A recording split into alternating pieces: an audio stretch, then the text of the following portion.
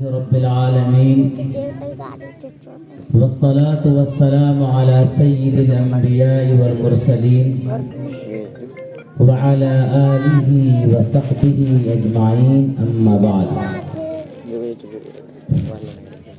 فأعوذ بالله من الشيطان الرجيم بسم الله الرحمن الرحيم ألف لام ميم ذلك الكتاب لا ريب فيه هدى للمتقين الذين يؤمنون بالغيب ويقيمون الصلاة ومما رزقناهم ينفقون صدق اللہ العظیم۔ حمد و ثنا کے خوبصورت اور میٹھے گیت اس پاک ذات کے لیے جس نے ہم سب کو زندگی بخشی اور انسان بنایا۔ درود و سلام کے دلکش و دلربا نغمے اس بابرکت ہستی کے لیے جن کے صدقے میں زندگی گزارنے کا صحیح ڈھنگ اور طریقہ ملا، اور کروڑوں رحمتیں نازل ہوں ان نفوس قدسیہ پر جن کے واسطے سے یہ دین کسی کمی بیشی کے بغیر ہم تک پہنچا۔ حضرات، آپ بہت بڑی دیر سے یہاں پر جلسہ سماعت فرما رہے ہیں۔ علماء کرام کی ایک مناسب تعداد اسٹیج پر موجود ہیں۔ ہمارے بڑے اور مربی اور علاقے کی سرپرستی فرما رہے اور علمی اور روحانی فیض پہنچانے والی شخصیت جناب حضرت مولانا خلیل الرحمن صاحب قاسمی دامت برکاتہم یہاں پر تشریف فرما ہیں، جن کے مواعظ حسنہ سے آپ کو مستفیض ہونا ہے۔ میں چند منٹوں کے لیے آپ کے درمیان حاضر ہوں۔ میرے بھائیوں، اللہ تبارک تعالیٰ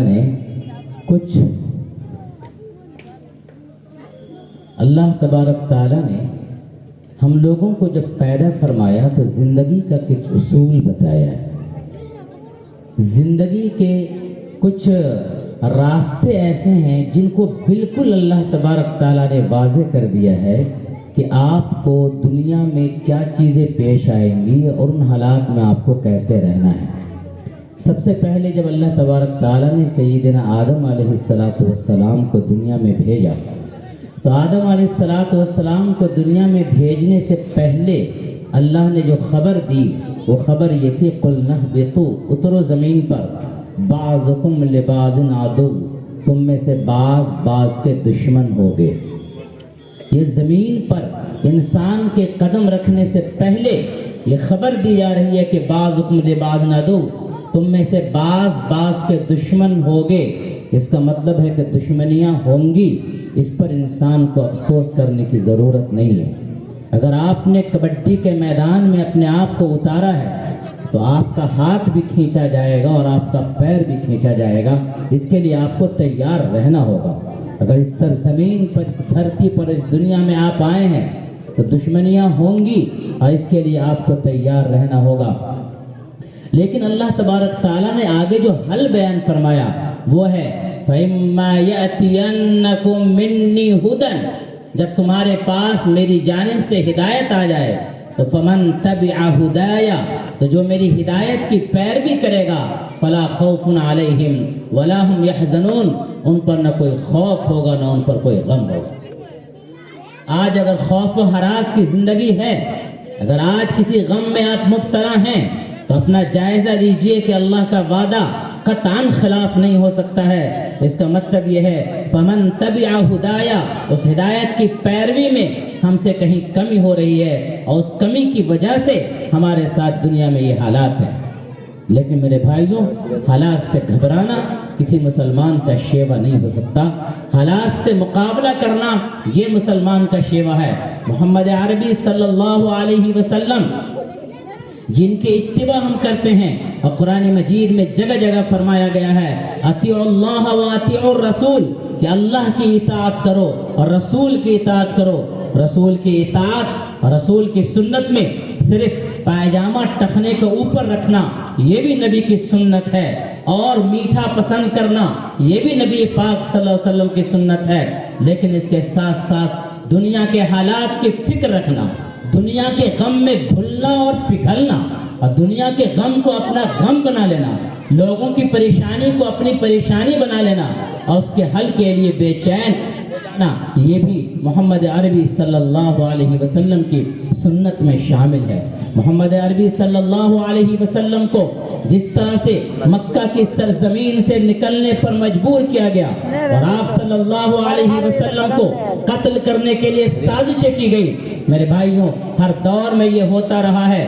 وقت کی حکومت نے ہمیشہ ایسے لوگوں کو اپنا دشمن سمجھا ہے اور اس کو مٹانے کی اور اس کو پامال کرنے کی اور اس کو ختم کرنے کی اور اس کو ملیا میٹ کر دینے کی ہمیشہ کوشش کی ہے، لیکن حق کے پرستاروں نے اپنا تعلق اپنے اللہ سے مضبوط رکھا ہے، اور اتنا مضبوط کہ دنیا کی کوئی طاقت اس کو نہیں ہلا سکی ہے۔ محمد عربی صلی اللہ علیہ وسلم کے بارے میں قرآن مجید میں ایک جگہ کہا جا رہا ہے، یا ایھا المزمل قم اللیل الا قلیلا، اے چادر اوڑھنے والے اور اے کملی اوڑھنے والے، رات میں کھڑے ہو جائیے اللہ کے دربار میں اور اللہ تبارک تعالیٰ سے لا لگائیے اور اللہ تبارک تعالیٰ کو پکاریے اور اللہ کا ذکر کیجئے اور اللہ کی تسبیح بیان کیجئے۔ اسی کے ساتھ اللہ تبارک تعالیٰ کہتا ہے، یا ایھا المدثر قم فانذر، اے چادر اوڑھنے والے، اے کملی اوڑھنے والے، کھڑے ہو جائیے اور لوگوں کو ڈرائیے۔ اس کا مطلب یہ ہے کہ ہمارا کام یہ ہونا چاہیے، نبی کا اسوہ یہ ہے کہ آپ صلی اللہ علیہ وسلم نے جو کیا کہ رات کو اللہ سے سپلائی لیا، اللہ تعالیٰ سے اپنے تعلقات کو مضبوط کیا، اس کے بعد دن میں لوگوں کو دیا۔ میرے بھائیوں آج بھی ضرورت اس بات کی ہے کہ آپ رات میں جب اپنے مصلح پر اپنے گھر کے اندر جائیں تو تھوڑا وقت اپنے مصلح پر گزاریں اور اپنا تعلق اپنے اللہ سے مضبوط کریں، روئیں اللہ کے سامنے، گڑ گڑائیں اللہ کے سامنے، مانگیں اللہ تعالیٰ سے، اپنے سینے کو میں مضبوط بنائیں۔ اصحاب کہف کے بارے میں آپ کو معلوم ہے، اصحاب کہف وہ چند ایمان والے لوگ تھے، وقت کی حکومت ان کی دشمن بن گئی۔ اس وقت اللہ تبارک تعالیٰ نے سے انہوں نے دو چیزیں مانگی۔ آج پڑھے لکھے طبقہ کی پریشانی یہ ہے کہ وہ ایک چیز کو اگنور کرتا ہے اور ایک دوسرے طبقہ کی پریشانی یہ ہے کہ وہ دوسرے چیزوں کو اگنور کرتا ہے۔ اصحاب کہف نے جو چیزیں مانگی وہ دو چیزیں ہیں، حب لنا من لدنک رحمہ، اپنی جانب سے ہمیں رحمت عطا فرمائیے، وہیئ لنا من امرنا رشدا، اور ہمارے معاملے میں رہنمائی بھی عطا فرمائیے۔ ہمیں اللہ کی رحمت کی ضرورت ہے، ہمیں رحمت کی بھیک مانگنے کی ضرورت ہے، ہمیں اللہ کے سامنے گڑ گڑانے کی، رونے کی اور تڑپنے کی ضرورت ہے۔ اس کے ساتھ ساتھ ہمیں اللہ کی رہنمائی کی بھی ضرورت ہے۔ میرے بھائیوں کچھ لوگ ہیں جو صرف رہنمائی پر یقین رکھتے ہیں، ان کے پاس پلان بہت زیادہ ہے، ان کے پاس منصوبے ہیں، ان کے پاس خاکے ہیں، ان کے پاس علم ہے، چیپٹر کا چیپٹر وہ سنا دیں گے، پوری تاریخ آپ کے سامنے رکھ دیں گے، لیکن ان کا وہ تعلق جو ربنا حب لنا من لدنک رحمہ والی بات تھی، اللہ سے وہ تعلق ان کا نہیں ہوتا ہے۔ ان کا ایمان، ان کا توکل، ان کا بھروسہ سب کچھ اپنی قوت بازو پر ہوتا ہے۔ نتیجہ یہ ہوتا ہے جن کو اپنے قوت بازو پر اطمینان ہے وہ بھی ناکام ہے، اور جو صرف دعاؤں پر بھروسہ کرتے ہیں، میں پورے اطمینان اور اعتماد کے ساتھ کہتا ہوں پہلے کام ہے پھر اللہ پر توکل ہے۔ کچھ لوگ ایسے ہیں جو صرف دعاؤں پر بھروسہ کرتے ہیں اور کام پر یقین نہیں رکھتے ہیں۔ میرے بھائیوں یہ دونوں کام کرنا ہوگا۔ اگر میرے نبی پاک صلی اللہ علیہ وسلم کو حالات کا مقابلہ کرنا پڑا تو ہمیں بھی حالات کا مقابلہ کرنا پڑے گا، اور ہمارے نبی صلی اللہ علیہ وسلم نے رو کر اور تڑپ کر اگر اللہ سے فریاد کی ہے تو ہمیں بھی رو کر اور تڑپ کر اللہ سے فریاد کرنا ہوگا۔ اللہ تبارک تعالیٰ نے فرمایا وَأَعِدُّوا لَهُم مَّا اسْتَطَعْتُم مِّن قُوَّةٍ، اپنی طاقت اختیار کرو۔ وہ طاقت سامنے والا جس زبان میں بات کرنا چاہتا ہے اس زبان میں بات کرنے کا آپ کو سلیقہ آنا چاہیے اور اس زبان کو آپ کو سیکھنا چاہیے۔ یہ ہے علم، اگر وہ سامنے والا جس علم سے مقابلہ کر رہا ہے وہ علم بھی آپ کو چاہیے، اور سب سے پہلا علم جو ہے وہ اقرأ بسم ربک الذی خلق کے ذریعے کہ پڑھو اپنے رب کے نام سے، الذی خلق جس نے پیدا کیا، خلق الانسان من علق۔ پوری آیت بیان فرمانے کے بعد عجیب بات ہے کہ اللہ تبارک تعالیٰ فرماتے ہیں علم کی فضیلت بیان کرنے کے بعد اور علم کی تلقین کے بعد اللہ تبارک تعالیٰ فرماتا ہے کلا، اے علم حاصل کرنے والوں توجہ دو، سنو، ان الانسان لیطغی، انسان سرکش ہو جاتا ہے۔ اور انسان سرکش کیوں ہو جاتا ہے؟ اس کی وجہ اللہ تعالیٰ نے بیان فرمائی، ارآہ استغنی، اس لیے کہ وہ اپنے آپ کو بے نیاز سمجھتا ہے۔ چند کتابوں کا علم ہوا، سائنس کا علم ہو گیا، ٹیکنالوجی کا علم ہو گیا، انگریزی زبان آ گئی، وہ میڈیکل میں وہ آگے بڑھ گیا، تو وہ سمجھتا ہے ارآہ استغنی، اپنے آپ کو بے نیاز سمجھتا ہے کہ ہمیں علماء کی ضرورت نہیں، ہمیں قرآن کی اور قرآن کی تفسیر کی ضرورت نہیں، ہمیں احادیث کی ضرورت نہیں۔ اس طرح کی جو سوچ اپنے اندر پیدا کرتا ہے، اللہ نے فرمایا سنو، ان الانسان لیطغی، انسان سرکش ہو جاتا ہے، اور سرکش اس لیے ہوتا ہے ارآہ استغنی، اپنے آپ کو بے نیاز سمجھتا ہے۔ اللہ تبارک تعالیٰ نے، اللہ کا طریقہ یہ ہے کہ کبھی بیماری بیان کر کے چھوڑتا نہیں ہے، بیماری کا حل بتاتا ہے، بیماری کا علاج بتاتا ہے۔ اللہ نے فرمایا ارآہ استغنی، یہ اپنے آپ کو بے نیاز سمجھتا ہے، یہ اس کی بیماری ہے، اور بیماری کا علاج یہ ہے ان الی ربک الرجعی، اللہ کی طرف لوٹنا ہوگا۔ تم ڈاکٹر رہو لیکن اللہ کے دربار میں اپنا سر جھکانے والے رہو، تم انجینئر رہو لیکن تمہارا دل وابستہ رہے محمد عربی صلی اللہ علیہ وسلم کے دین سے۔ تم ڈاکٹر اور تم کچھ بھی رہو لیکن تمہارے دل کے اندر قرآن مجید رہنا چاہیے، تمہارے دل کے اندر قرآن پر پختہ ایمان ہونا چاہیے۔ اور میں نے جو قرآن مجید کی آیت پڑھی اس کے اندر آپ غور کیجئے گا، الف لام میم ذالک الکتاب لا ریب فیہ، پہلی بات کہی گئی کہ اے علماء کرام، اے قرآن کی تفسیر بیان کرنے والے، پہلے آپ اپنے اندر یہ بات پیدا کیجئے کہ آپ کو بھی تمام چیزوں کا علم نہیں ہے۔ جب الف لام میم بولیے گا تو لوگوں سے معذرت کر دیجئے گا کہ مجھے اس کا معنی معلوم نہیں ہے۔ اس کا مطلب یہ ہے کہ اللہ کے بہت سارے فرمان ایسے ہیں، اللہ کے بہت سارے احکام ایسے ہیں جو ہمارے دماغ سے بالا تر ہیں۔ دماغ کے خلاف ہونا ایک الگ چیز ہوتی ہے، دماغ کے اوپر ہونا ایک الگ چیز ہے، یعنی ہمارے دماغ کی سطح نیچے ہے۔ اللہ کے احکام کو ہمارا دماغ اگر نہیں سمجھ پاتا ہے تو نہ سمجھے، لیکن اگر ہمارے اللہ نے فرمایا ہے تو وہ برحق ہے، اس کا یقین کر کے چلیے۔ اور قرآن مجید کا پہلا لفظ یہی یقین آپ کو سکھاتا ہے۔ مسلمانوں اور میرے دوستوں، میری ماں اور میری بہنوں، اگر آپ کے اندر یقین کی طاقت پیدا ہو جائے، اگر آپ کے اندر یقین کی قوت پیدا ہو جائے، اگر آپ کا یہ یقین ہو کہ 1400 سال پہلے اللہ جتنا بڑا مہربان تھا آج بھی اللہ اتنا ہی بڑا مہربان ہے، اگر آپ کا یقین ہو جائے کہ اللہ کی طاقت و قوت 1400 سال پہلے اور ہزاروں اور لاکھوں سال پہلے جو تھی وہی طاقت و قوت آج بھی اللہ کے پاس ہے۔ فرق یہ ہو گیا ہے کہ جیسے سیلاب، تیز سیلاب آئے تو آپ کے لیے ضروری ہے کہ کسی مضبوط چیز کو پکڑیے، اور دوسری چیز ضروری ہے کہ مضبوطی سے پکڑیے۔ اگر آپ نے پانی کے تیز بہاؤ میں پپیتا کا پیڑ پکڑ لیا تو پپیتا بھی ٹوٹ کے جائے گا، چاہے جتنی مضبوطی سے آپ نے پکڑا ہو۔ جب پپیتا ہی ٹوٹ جائے گا تو آپ کہاں سے صحیح سلامت رہیں گے؟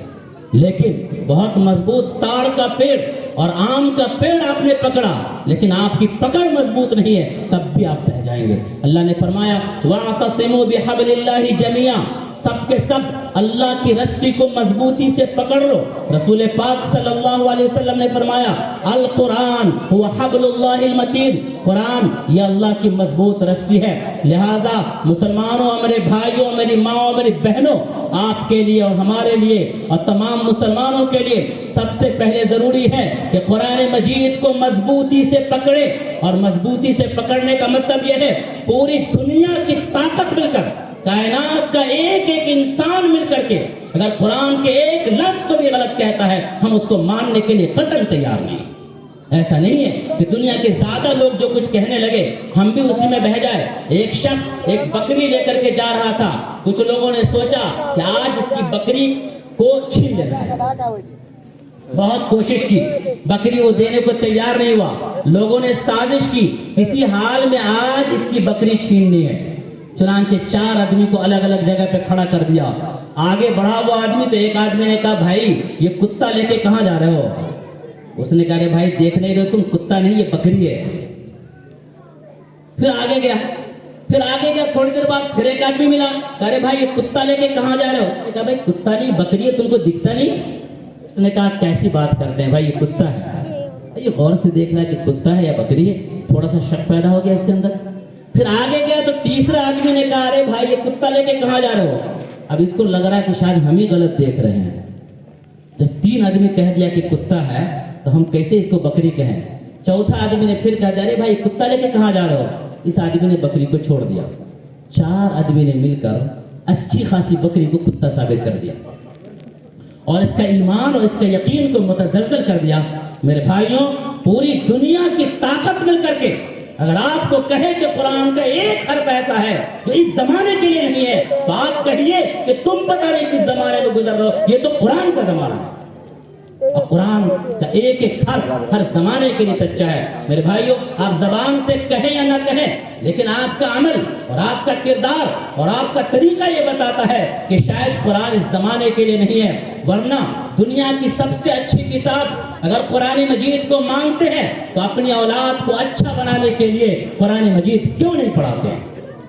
اگر کائنات کی سب سے اچھی شخصیت محمد عربی صلی اللہ علیہ وسلم کو مانگتے ہیں تو اپنی اولاد کو اچھا اور سچا اور کامیاب بنانے کے لیے کیوں نہیں محمد عربی صلی اللہ علیہ وسلم کے دامن سے ان کو وابستہ کر دیتے ہیں؟ اس کا مطلب یہ ہے کہ آپ کا ایمان متزلزل ہے، آپ کا ایمان کمزور ہے. وہ یقین کی کیفیت آپ پیدا کیجئے کہ پوری دنیا مل کر کچھ کہہ دے وہ اپنی جگہ ہے، لیکن میں نے جو سیکھا ہے قرآن سے، میں نے جو سیکھا ہے سنت رسول سے، وہ برحق ہے. اسی کو اللہ تبارک تعالیٰ نے فرمایا الف لام میم ذالک الکتاب لا ریب فیہ، یہ وہ کتاب ہے لا ریب فیہ جس کے اندر کوئی شک اور کسی طرح کے شبہ کی گنجائش نہیں ہے. اس لیے قرآن مجید سے اپنے آپ کو وابستہ کیجئے، قرآن مجید سے اپنے تعلق کو مضبوط کیجئے، قرآن مجید کو پڑھیے، قرآن مجید کو سمجھیے، قرآن مجید پر عمل کیجئے، قرآن مجید کی تبلیغ کیجئے. محمد عربی صلی اللہ علیہ وسلم نے رسول اللہ صلی اللہ علیہ وسلم کے بارے میں قرآن مجید کے اندر کہا گیا ہے وقال الرسول یا رب ان قوم اتخذوا هذا القرآن مہجورا. رسول نے کہا اے میرے رب میری اس قوم نے قرآن چھوڑ دیا. علماء کرام جانتے ہیں اس شکایت کا لب و لہجہ وہی ہے جو حضرت نوح علیہ السلام نے اپنی قوم کے بارے میں کہا انی دعوت قومی لیلا و نہارا فلم یزدہم دعائی الا فرارا. کہ اے رب میں نے رات دن اپنی قوم کو پکارا لیکن یہ مجھ سے دور ہی بھاگتے رہے. جو لب و لہجہ، جو انداز اس شکایت کا ہے جو نوح علیہ السلام نے کیا، وہی لب و لہجہ وہی انداز اس شکایت کا ہے. قال الرسول، رسول نے کہا یا رب ان قوم اتخذوا هذا القرآن مہجورا، کہ میری اس قوم نے قرآن کو چھوڑ دیا ہے. لہذا میرے بھائیوں اپنے گریبان میں جھانک کر کے دیکھیے آپ کو قرآن کو پکڑنے والے ہیں یا قرآن کو چھوڑنے والے ہیں. رحم کے معنی آتے ہیں مہربانی، اس میں الف نون لگا دی تو رحمان کے معنی آتے ہیں بہت بڑا مہربان. قرات کے معنی آتے ہیں پڑھنا، الف نون لگا دیجئے اس کا معنی آتا ہے قرآن بہت زیادہ پڑھی جانے والی کتاب. آپ غور کیجئے کہ آپ کے گھروں میں یہ قرآن بہت زیادہ پڑھی جانے والی کتاب ہے یا صرف ایک رکھی رہنے والی کتاب ہے؟ اس پر ہمیں اور آپ کو غور کرنا ہوگا. قرآن مجید کو پڑھیے اور قرآن مجید کو ٹھیک سے پڑھیے. اللہ نے فرمایا وَرَتِّلِ الْقُرْآنَ تَرْتِيلًا، بلکہ ایک عجیب ترتیب ہے کہ اللہ تبارک تعالیٰ نے قرآن میں ایک جگہ فرمایا وَلَقَدْ يَسَّرْنَا الْقُرْآنَ لِلذِّكْرِ، کہ ہم نے قرآن کو آسان کر دیا ہے نصیحت کرنے کے لیے. اور دوسری جگہ اللہ تبارک تعالیٰ نے فرمایا کہ اِنَّا سَنُلْقِي عَلَيْكَ قَوْلًا ثَقِيلًا، کہ ہم نے آپ پر ایک سخت قول نازل. اللہ نے ایک جگہ قرآن مجید میں فرمایا وَلَقَدْ يَسَّرْنَا الْقُرْآنَ لِلذِّكْرِ، نصیحت حاصل کرنے کے لیے ہم نے قرآن کو آسان کر دیا ہے. دوسری جگہ اللہ تبارک تعالیٰ نے ارشاد فرمایا وَرَتِّلِ الْقُرْآنَ تَرْتِيلًا، قرآن کو ترتیب سے یعنی تجوید سے یعنی ٹھہر کے پڑھو. اور اِنَّا سَنُلْقِي عَلَيْكَ قَوْلًا ثَقِيلًا، میں نے آپ پر بہت بھاری بھرکم قول نازل کیا ہے. ظاہر سی بات ہے بظاہر ان دونوں کے اندر لگ رہا ہے کہ دو الگ الگ باتیں ہیں. جی ضرور قرآن مجید کو سمجھنا اور قرآن مجید سے سبق حاصل کرنا اللہ تبارک تعالیٰ نے انتہائی آسان فرمایا ہے. یہاں تک کہ قرآن مجید کے الفاظ کو اگر آپ نہیں سمجھتے ہیں، قرآن مجید کے الفاظ کو پڑھ کر اپنی آنکھوں سے آنسو گرا دیجئے، اس کا ایک آپ کی طبیعت پر بے انتہا اثر پڑے گا اور آپ کی طبیعت بارونق ہو جائے گی. لیکن जहाँ तक बात है कुरान को तजवीद के साथ पढ़ना और कुरान को ठहर कर पढ़ना, ठहर कर तरतील का दो माना बयान किए गए हैं। तरतील का एक माना है कि तजवीद के साथ पढ़िए और तरतील का एक माना है कि ठहर ठहर कर पढ़िए। ठहर कर पढ़ने का एक मतलब ये भी हो सकता है कि रुक रुक करके आराम से आसानी से पढ़िए, और ठहर कर पढ़ने का एक मतलब ये भी हो सकता है कि जब आप अल्लाह ताला का कलाम पढ़िए और अल्लाह के कलाम में यह आए कि जो लोग मेरी फरमाबरदारी करते हैं मैं उनको जन्नत देता हूँ, जहाँ पर अल्लाह का ये फरमान आ जाए थोड़ी देर ठहर जाइए और अल्लाह से बातें कर लीजिए और अल्लाह से कहिए कि अल्लाह हम भी आपके फरमाबरदारी करेंगे और वादा करते हैं कि आपके फरमाबरदारी करेंगे, अल्लाह हमें जन्नत अता फरमाइए।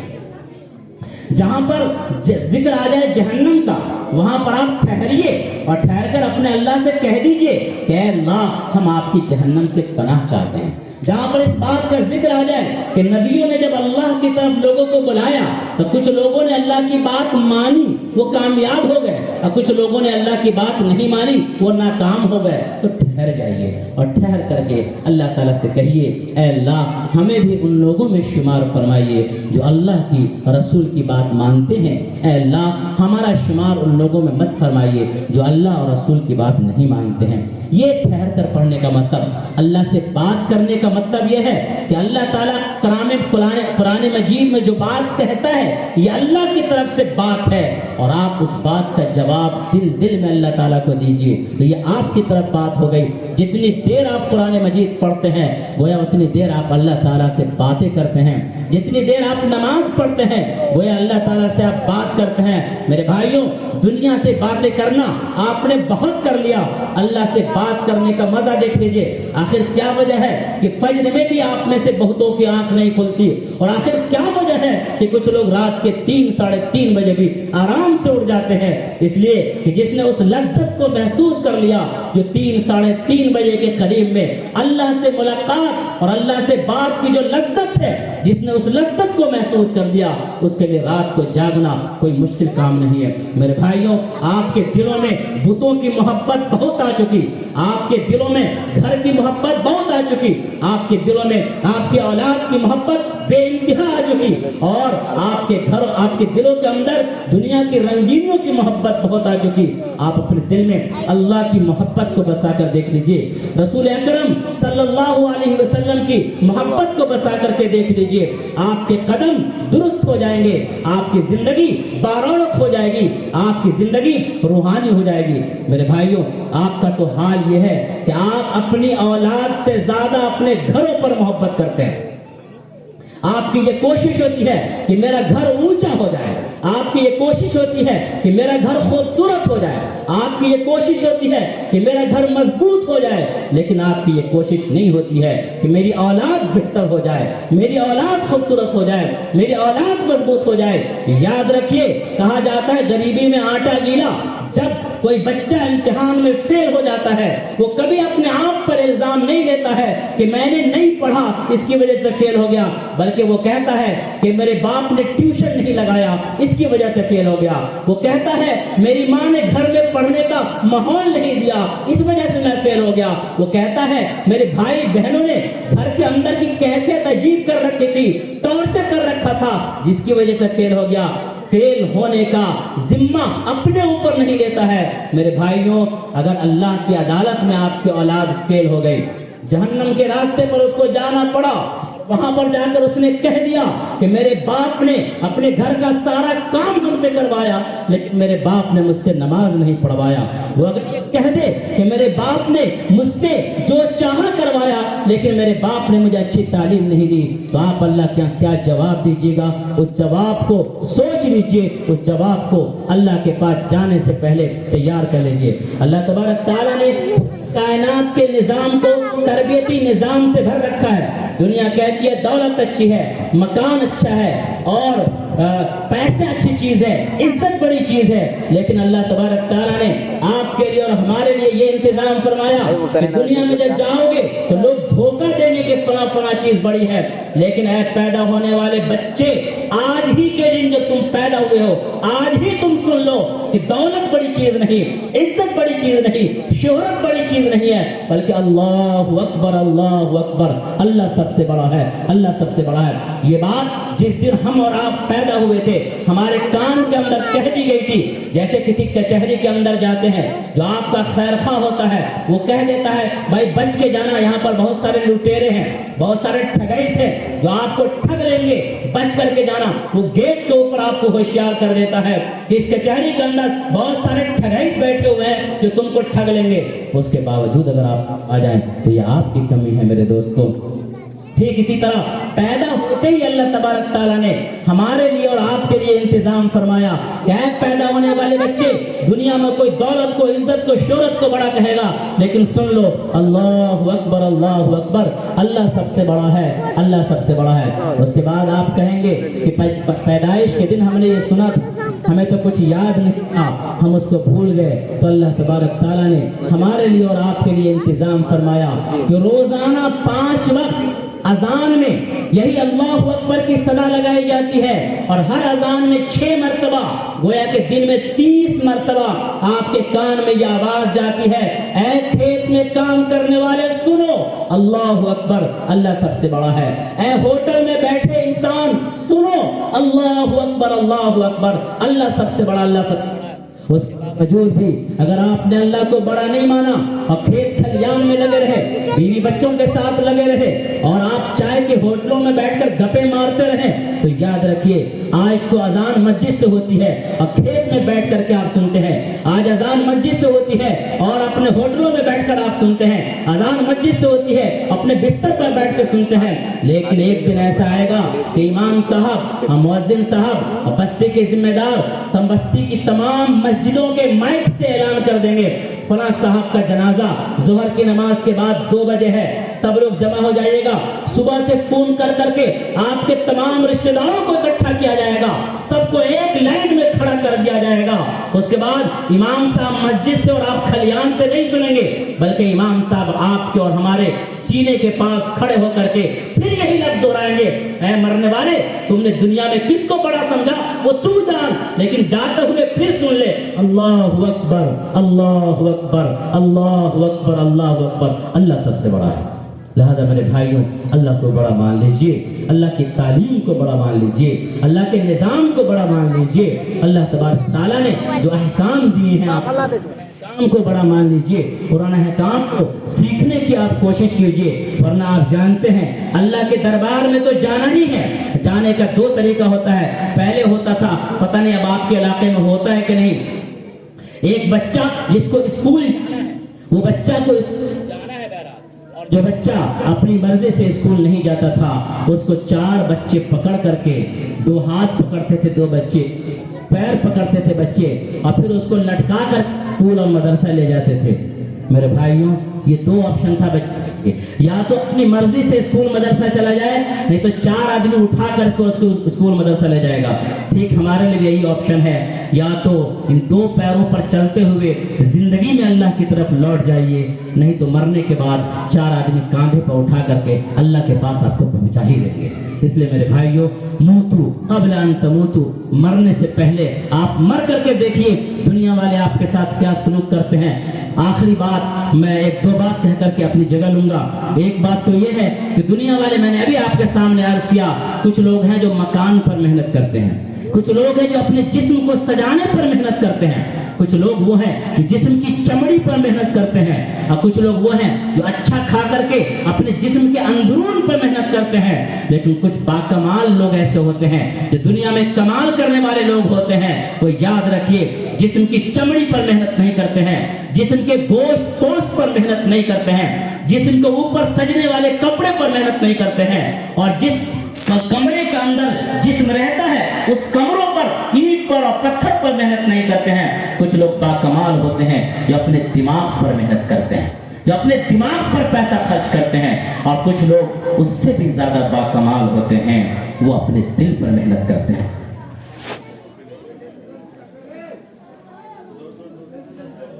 शरीफ لائے اپنے گھر میں. حضرت خدیجہ رضی اللہ تعالی عنہ کو یہ پورا ماجرا سنایا تو حضرت خدیجہ رضی اللہ تعالی عنہ نے تسلی دی اور کہا کہ آپ تو غریبوں کے کام آتے ہیں, اللہ آپ کو کبھی رسوا نہیں کرے گا. اس حدیث سے دو باتیں آپ کو معلوم ہوتی ہے. ایک بات تو یہ ہے کہ محمد عربی صلی اللہ علیہ وسلم کو قرآن مجید جبریل نے پڑھ کر کے سنایا, اور جبریل امین نے جس شخصیت کو سب سے پہلے قرآن مجید پڑھ کر کے سنایا وہ کوئی مرد نہیں تھا بلکہ ایک عورت تھی, حضرت خدیجہ رضی اللہ عنہ. لہذا قرآن کی تعلیم سے عورت کو دور کر دینا اور قرآن کی تعلیم سے ہماری بچیوں کو دور کر دینا, یہ کہاں کا انصاف ہے. ہماری عورتوں کا دل بہت نازک ہوتا ہے, ہماری عورتیں جذبات سے بھری رہتی ہیں. اگر ہماری عورتوں پر محنت کیا جائے اور ان کے دل کو دل بنا دیا جائے تو ان کی زبان کے اندر اتنا پاور اور اتنی طاقت ہے کہ منفی راستے پر اگر چلتی ہے تو اپنے شوہر کو اس کی ماں سے جدا کر دیتی ہے. منفی راستے پر اس کی زبان اگر چلتی ہے تو ایسا کاؤنسلنگ کرتی ہے اور ایسی ذہن سازی کرتی ہے کہ بھائی کو بہن سے اور بہن کو بھائی سے دور کر دیتی ہے. آخر وہی عورتیں اگر ان کی صحیح تربیت ہو جائے اور ان کی زبان صحیح راستے پر چلنے لگے تو دعوت کا کام اور تبلیغ کا کام اور لوگوں کی کاؤنسلنگ کا کام اور بچوں کی تربیت کا کام جتنا بہتر انداز میں یہ عورتیں کر سکتی ہیں بہتر انداز میں مرد نہیں کر سکتے ہیں. شاید اس لیے اللہ تبارک تعالیٰ چاہتا تو پیدائش کا کوئی اور نظام بنا سکتا تھا, لیکن اللہ تبارک تعالیٰ نے عورت کے ذریعے بچے کی پیدائش کا ذریعہ رکھا جس کا درد اور جس کی تکلیف عورتیں برداشت کرتی ہیں, تاکہ جس کی تکلیف برداشت کرتا ہے انسان اس سے اس کو پیار ہوتا ہے, اس سے محبت ہوتی ہے. تو اولاد کی محبت عورتوں کے دل میں رہتی ہے.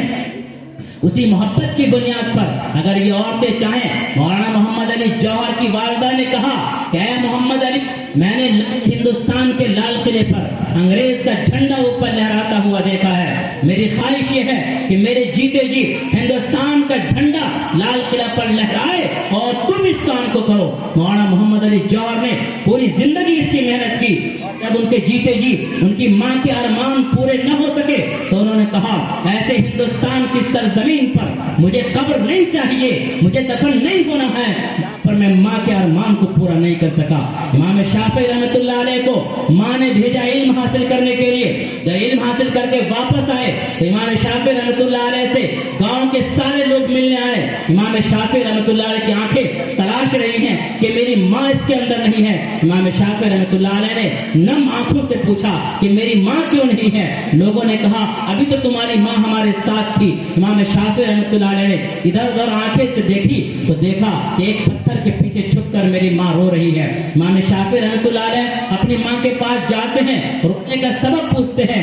امام شافعی رحمۃ اللہ علیہ کی ماں کہتی ہے بیٹا میں نے تم کو علم حاصل کرنے کے لیے بھیجا تھا, یہ اونٹوں پر جو سامان لدا ہوا ہے ایسا لگتا ہے تو دنیا لے کر کے آیا ہے, ہمیں دنیا نہیں چاہیے, دنیا لینے کے لیے میں نے نہیں بھیجا تھا. امام شافعی رحمۃ اللہ علیہ نے اسی وقت اپنا سارا سامان اللہ کے راستے میں غریبوں کے اندر بانٹ دیا. تو ماؤں کی تمنائیں ایسی ہوتی ہیں. جس دارالعلوم ندوہ کے فارغین یہاں پر کئی لوگ ہیں, مولانا علی میاں ندوی رحمۃ اللہ علیہ کا نام آپ لوگ جانتے ہیں. مولانا علی میاں ندوی رحمۃ اللہ علیہ نے اپنی تمنا ظاہر کی کہ میں انگلش پڑھنا چاہتا ہوں. مولانا علی میاں ندوی کی اماں نے کہا بیٹا تو اکیلا بیٹا ہے میرے پاس اگر 100 بیٹے ہوتے تو 100 کے 100 بیٹے کو اللہ کے راستے میں ڈال دیتی, لیکن تو ایک بیٹا ہے, تو بھی انگلش میں چلا جائے گا تو دین کا کام کون کرے گا. مولانا علی میاں ندوی رحمۃ اللہ علیہ کی ایسی تربیت ہو گئی کہ کہہ سکتے ہیں کہ 100 کیا ہزاروں علماء کے برابر مولانا علی میاں ندوی نے کام کیا. لہذا میری ماں میری بہنوں اپنی چاہت کا رخ موڑ دیجئے. آپ اپنی اولاد کو کہتے ہیں کہ بیٹا سب کا گھر بن گیا, ہمارا گھر نہیں بنا. بیٹا پوری زندگی لگا دیتا ہے آپ کے اس ارمان کو پورا کرنے میں. آپ اپنے بیٹوں سے کہیے بیٹے ہندوستان میں مسلمانوں کو عزت سے جینا ہے, تو آگے بڑھ اور تو قیادت کر. آپ اپنے بیٹے سے کہیے بیٹے دنیا کے اندر قرآن کی حکومت ہونا ہے, تو آگے بڑھ, تیرے ذریعے اللہ تعالیٰ یہ کام کرے گا. آپ کہیے کہ بیٹے لوگ رسول کے ماننے والے ہیں, اشہد ان محمد رسول اللہ کہتے ہیں, لیکن اس رسول کے دین سے بدکے ہوئے دور ہو گئے ہیں. تو ایسا کام کر کہ امت کو رسول کے راستے پر ڈال دے. میری ماں میری بہنوں، اگر آپ اس طرح کی تمنا اپنی اولاد کے سامنے ظاہر کریں گے، آپ کی اولاد وہی کرے گی جو آپ تمنا کریں گے۔ آپ کی تمناؤں کی بڑی اہمیت ہے زبان و فکر کی دنیا میں۔ تم قرآن بن جاؤ، عمل کردار میں سرکار کا فرمان بن جاؤ، فاطمہ دین مبین کی شان بن جاؤ، سنو المختصر تم ایک صحیح انسان بن جاؤ۔